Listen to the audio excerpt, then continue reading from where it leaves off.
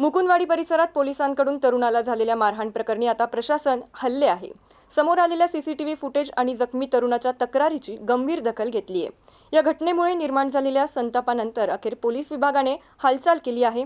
यावर पोलीस उपायुक्त प्रशांत स्वामी यांनी प्रतिक्रिया दिली आहे, ती पाहूयात. तर एक सीसीटीव्ही फुटेज समोर आलंय ज्यामध्ये 2 पोलीस कर्मचारी एका तरुणाला मारहाण करताना दिसतात. याची चौकशी केली जाणार का आणि काय पोलीस यावरती कारवाई करतात? जे सीसीटीव्ही फुटेज आहे तर ते आम्ही तपासत आहोत. त्याच्यामध्ये जे कोणी पोलीस दिसत आहेत, जी काही घटना घडलेली आहे त्याची आम्ही चौकशी करत आहोत आणि त्याच्यामध्ये जे कोणी दोषी असतील त्याच्यावरती कायदेशीर कारवाई केली जाईल. याबाबत आम्ही तशा सूचना पीआयला दिलेल्या आहेत. सर, अशा पद्धतीने मारहाण करणं कितपत योग्य आहे?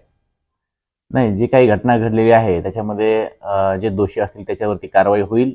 विनाकारण मारहाण होत असेल तर ती गोष्ट चुकीची आहे. पूर्ण फुटेज तपासून घटनेची चौकशी करून त्याच्यामध्ये दोषीवरती निश्चित कारवाई केली जाईल.